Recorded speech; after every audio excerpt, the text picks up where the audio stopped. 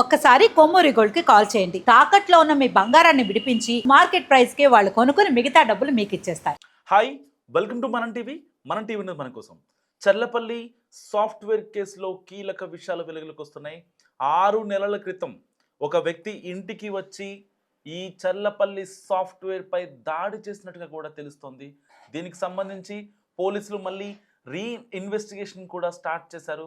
ఇప్పటికే విజయారెడ్డి కేసులో 200 మందికి పైగా బంధువులు కావచ్చు, ఇటు ఇంటి పొరుగు ఉండేవాళ్ళు కావచ్చు, వీళ్ళందరినీ 200 మందికి పైగా విచారించారు పోలీసులు. వాళ్ళ స్టేట్మెంట్లు రికార్డ్ చేశారు. అండ్ తాజాగా వాళ్ళ అమ్మ పుష్పారెడ్డి ఎవరైతే ఉన్నారో ఆవిడని దాదాపుగా 4 సార్లు విచారించిన పోలీసులకి దిమ్మ తిరిగే వార్తలు బయటకు వస్తున్నాయి. సో స్టార్టింగ్లో చెప్పినప్పుడు ఎలాంటి డిప్రెషన్ లేదని చెప్పారు. దాని తర్వాత డిప్రెషన్ ఉందని చెప్పారు. అండ్ దాని తర్వాత సో నువ్వు పోతే పోయావు, కానీ పిల్లల్ని ఎందుకు తీసుకెళ్ళావు అని ఆవిడ మాట్లాడిన మాటలు కావచ్చు. సో పర్టికులర్గా కేవలం విజయారెడ్డి మీదే ఎందుకు ఆస్తి మొత్తం ఉన్నది అనే విషయాలు కూడా ఇప్పుడు సర్వత్రా ఆసక్తి రేపుతున్నాయి. ఎందుకంటే పర్టికులర్గా ఈ విజయారెడ్డి వాళ్ళ అన్నయ్య చిరంజీవి ఎవరైతే ఉన్నారో అతను మొదటి నుంచి ఒకవేళ చివరి కాల్ నాతో మాట్లాడితే గనక నిజంగా నేను ఆవిడని కాపాడుకునేవాడిని, ఆవిడ నాతో మాట్లాడలేదు. తర్వాత ఆయనకి సంబంధించి ఆయన వర్షన్లో ఆయన మాట్లాడారు. నాతో విజయారెడ్డి ఫ్రెండ్లీగా ఉండేది, ఎలాంటి ఇబ్బంది పెట్టేది కాదు. ఏదున్నా సరే చాలా ఫ్రెండ్లీ మేనర్లో మేము ఏ థింగ్స్ ఉన్నా ఆ విషయాల్ని మేము డిస్కస్ చేసుకునే వాళ్ళం. సో దానికి సంబంధించి ఒక హౌస్ని కూడా కన్స్ట్రక్షన్ చేస్తున్నామని చెప్పి చిరంజీవి రెడ్డి చెప్పారు. సో ఏదైతే రీసెంట్గానే వాళ్ళు ఒక కన్స్ట్రక్షన్ స్టార్ట్ చేశారు, దానికి సంబంధించి ఎవరైతే చిరంజీవి రెడ్డితో పాటు ఒక బిల్డర్తో గొడవైంది. వాళ్ళిద్దరూ ఒక లీజు డాక్యుమెంట్ రాసుకొని దానికి సంబంధించి ఆ అపార్ట్మెంట్ని కన్స్ట్రక్షన్ చేయడానికి పూనుకున్నారు.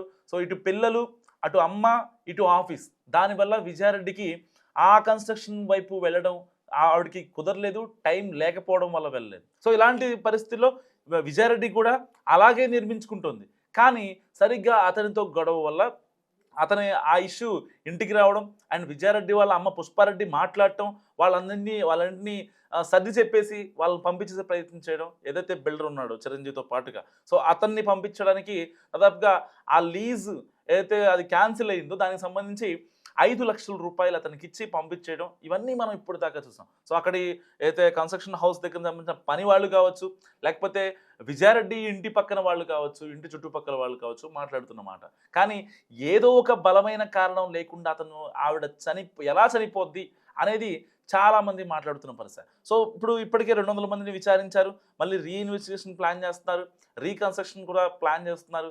ఆవిడ వాట్సాప్ కావచ్చు, ఆవిడ ఇన్స్టాగ్రామ్ చాట్స్ కావచ్చు, ఆవిడ నార్మల్ వాయిస్ రికార్డింగ్స్ కావచ్చు, ఇవన్నీ కూడా తెప్పించే ప్రయత్నాల్లో ఇటు రైల్వే పోలీసులు ఉన్నారు. సో ఇలాంటి నేపథ్యంలో ఒక 6 నెలల నుంచి ఒక వ్యక్తితో ఆవిడ మాట్లాడుతున్నారని, దానికి సంబంధించి ఆవిడ ఇంటికొచ్చి ఏదైతే అతను ఎవరైతే ఉన్నారో ఆ వ్యక్తి అతను ఇంటికొచ్చి విజయారెడ్డితో గొడవ కూడా పడినట్టుగా తెలుస్తోంది. సో దీనికి సంబంధించి అతనే ఈ డిప్రెషన్ కారణమా అన్న యాంగిల్స్లో కూడా ఇప్పుడు పోలీసులు ఎంక్వైరీ స్టార్ట్ చేశారు. దీనికి సంబంధించి మళ్ళీ ఎవరైతే ఇంటి చుట్టుపక్కల వీళ్ళు ఉంటారో వాళ్ళతో మాట్లాడే ప్రయత్నాలు కూడా చేస్తున్నారు. ఒక రకంగా ఆలోచించండి, ఇన్ని రోజులుగా కేసు ఇన్వెస్టిగేషన్ స్టార్ట్ అయ్యి ఇవాళకి 11 రోజులు అవుతుంది. కనీసం అసలు విజయారెడ్డి ఎందుకు చనిపోయిందనే దానిపై ఇంకా అసలు మనకి ఒక రీజన్ అనేది తెలియలేదు ఇప్పటిదాకా. పోలీసులు ఒక ప్రెస్ నోట్ రిలీజ్ చేయలేదు, లేదంటే బయటకు వచ్చే ఆధారాలు కానీ సాక్ష్యాలు కానీ ఇది జరిగింది అనే విషయం ఎక్కడా కూడా రైల్వే పోలీసులు చెప్పనటువంటి పరిస్థితి. సో ఇన్వెస్టిగేషన్ జరుగుతుంది, కానీ అసలు విజయారెడ్డి ఎలా చనిపోయింది, ఎందుకు చనిపోయింది అనే విషయం ఇంట్లో వాళ్ళకు కూడా తెలియదు. సో వాళ్ళు చెప్పే కొన్ని ఆధారాలు, కొన్ని సాక్ష్యాలు కావచ్చు, ఇంటి బయట వాళ్ళు ఇంటి పొరుగింటి వాళ్ళు ఎవరైతే ఉంటారో వాళ్ళు చెప్పే మాటలు కావచ్చు, వీటన్నిటిని డాట్స్ కనెక్ట్ చేసుకుంటే అక్కడ డిప్రెషన్కి కారణం ఏదో ఒక ఎక్స్టర్నల్ ఫోర్స్ ఉందనే మాట ఇక్కడ మనకి కనిపిస్తున్న వాస్తవం. ఎందుకంటే ఒకవేళ ఆ రోజున ఆ వ్యక్తి ఎవరైతే ఉన్నారో ఆ రోజు రాత్రిపూట విజయారెడ్డి వాళ్ళ ఇంటికి వచ్చి పుష్పారెడ్డి ముందే విజయారెడ్డిపై దాడి చేసే ప్రయత్నం జరిగిందంటే అక్కడ నిజంగా ఏదో ఒక కుట్రకోణం ఉందా? లేదంటే ఇంకేమన్నా ఉందా? అసలు అంత చనువు తీసుకొని వచ్చాడు అంటే ఆ వ్యక్తి ఎవరు? ఇప్పటిదాకా భర్త సురేందర్ రెడ్డి చెప్పినా, లేదంటే అన్న చిరంజీవి చెప్పినా, అమ్మ పుష్పారెడ్డి చెప్పినా, కేవలం విజయారెడ్డి అనే వ్యక్తి ఒక ఒక స్ట్రాంగ్ వుమెన్. సో, ఒక కార్పొరేట్ వుమెన్ తనకి స్ట్రెస్ ఉంటది. వాటన్నిటిని కూడా పక్కన పెట్టి పిల్లల కోసమే బతుకుతుంది. అక్కడ దుబాయ్ నుంచి భర్త డబ్బులు పంపినా, పంపకపోయినా ఇంట్లో సిట్యుయేషన్స్ అన్నీ అర్థం చేసుకొని ఆవిడ లైఫ్ లీడ్ చేస్తున్నటువంటి వ్యక్తి విజయారెడ్డి. ఇప్పటిదాకా మనం అదే చూసాం. కానీ సరే అదే అదే నిజం అనుకుందాం. అదే నిజం. వాళ్ళు చెప్పిందే నిజం. ఇంకా ఎవరు కూడా దీంట్లో జడ్జ్ చేయడానికి లేదు. లేదంటే అక్కడ ఉన్న అంశాలని తారుమారు చేసే ప్రయత్నం కూడా ఎవరు చేయలేరు. కానీ మరి ఆ డిప్రెషన్‌కి అసలు కారణం ఏంటి? ఒకవేళ డిప్రెషన్ వచ్చిందే అనుకుందాం. మహా అయితే 2 మంత్స్, 3 మంత్స్ లేకపోతే పిల్లలున్నారు. వాళ్ళతో మాట్లాడినా, వాళ్ళతో టైమ్ స్పెండ్ చేసినా తన డిప్రెషన్ మొత్తం పోతది. కానీ మరి ఆ డిప్రెషన్ లాంగ్ రన్ మెయింటైన్ అవ్వడానికి కారణం ఎవరు? ఎందుకు ఆ రోజున ఇంటికొచ్చిన ఆ వ్యక్తి ఎవరైతే ఉన్నారో అతనితో ఎందుకు గొడవ జరిగింది? దాదాపుగా అతను 2, 3 సార్లు రావటం, నిజంగా ఆ వచ్చిన వ్యక్తి మరి ఆవిడ మీద దాడి చేసే ప్రయత్నం ఎందుకు జరిగింది?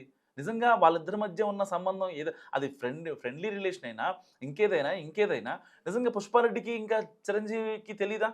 సో, మరి సరే భర్త సురేందర్ రెడ్డి అంటే అక్కడ ఉంటున్నాడు అనుకోవచ్చు. మరి వీళ్ళకెందుకు తెలియకపోవడానికి రీజన్ ఏంటి? దాదాపుగా ఆవిడ ఏం చెప్పినా సరే ట్రాన్స్‌పరెంట్‌గానే ఉన్నారు. విజయారెడ్డి వీళ్ళు చెప్తున్న దాని ప్రకారం అమ్మ చెప్పినా, అన్న చెప్పినా, ఇంటి పక్కనోళ్ళు చెప్పినా, వాళ్ళ బంధువులు చెప్పినా, ఏది చెప్పినా సరే విజయారెడ్డి చాలా ట్రాన్స్‌పరెంట్‌గా ఉండే వ్యక్తి. ఎలాంటి అంటే థింగ్స్‌ని గాని హైడ్ చేయదు. సో, ప్రతీదీ గూడా వాళ్ళ అమ్మకి చెప్పుకుంటారు. కానీ చనిపోవడానికి ఎప్పుడైతే వెళ్తున్నారో అప్పుడు మాత్రమే మేము ఫంక్షన్‌కెళ్తున్నామని కన్వే చేసింది. సో, అప్పటికే ఫైనల్‌గా ఆవిడ ఇక లేదు, ఇక నాకు భూమి మీద నూకలు లేవు. నేను ఎట్లైనా సరే చనిపోవాలి.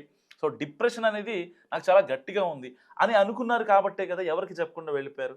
కానీ మరి ఆ డిప్రెషన్‌కి కారణం ఎవరు? ఇన్ని రోజులు బట్టి మనం మీడియాలో కొన్ని వార్తలు చూస్తున్నాం. ఇంకా అనలిస్టులు మాట్లాడుతున్నారు. చాలామంది చెప్పుకొస్తున్నారు. కేవలం డిప్రెషన్. ఓకే. డిప్రెషనే అనుకుందాం. ఆ డిప్రెషన్ అనుకుందాం. పోలీసులు ఇంకేం ప్రాథమికంగా చెప్తున్నటువంటిది ఆవిడ చనిపోయింది. సమ్ అలోన్‌గా ఉంటుంది. ఒంటరిగా ఉంటుంది కాబట్టి డిప్రెషన్ అని అనుకుంటున్నారు. కానీ ఆ డిప్రెషన్ అనేది ఇంత లాంగ్ మెయింటైన్ అవ్వడానికి కారణం ఏంటి? గతంలో 6 నెలల క్రింద రాత్రిపూట ఇంట్లో గొడవ జరిగినప్పుడు ఆళ్ళందరికీ ఇంటి పక్కనోళ్ళు, ఆళ్ళ బంధువులకి తెలిసింది.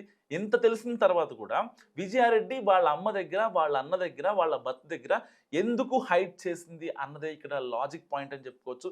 ఇప్పటిదాకా ఆవిడకి ఏదో ఎవరో బాబా ఫోన్ చేశారు, లేకపోతే ఎవరో బాబా మాట్లాడారు. ఇక్కడ నీకు ఒక లైఫ్ మంచి లైఫ్ లేదు కాబట్టి నీకు స్వర్గంలో నెక్స్ట్ లెవెల్ లైఫ్ ఉంటది. నీకోసం అదంతా ఏర్పాటు చేశారని చెప్పి మాట్లాడిన మాటలు కావచ్చు. ఆవిడ పూజలు చేయించింది. లేకపోతే ఆవిడ పిల్లల కోసం మంచిగా ఉండటం కోసం ఇలాంటి ఇలాంటి వార్తలు మనం బయట వింటూ ఉన్నాం. ఎందుకంటే ఎవరైనా వివాహితలు వాళ్ళకి సంబంధించిన ఫ్యామిలీ గాని, వాళ్ళ భర్త గాని తాగొచ్చి కొట్టడమో, పిల్లలు బాగుండాలనో ఇలాంటి వాటి కోసం కొంతమంది బాబాలు నమ్మే ప్రయత్నం చేస్తారు. ఇప్పటికీ ఉంది మన తెలుగు రాష్ట్రాల్లో ఇలాంటి ఈ పోకడ ఉంది. సో, ఇలాంటి నేపథ్యంలో వాళ్ళు వాళ్ళ మంచి కోసం చేస్తారు.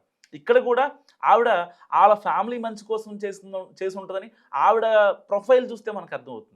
ఎందుకంటే భర్త ఎక్కడో దూరంగా ఉన్నా సరే కేవలం పిల్లల కోసమే బతికింది. పిల్లల లైఫ్ అనుకుంది.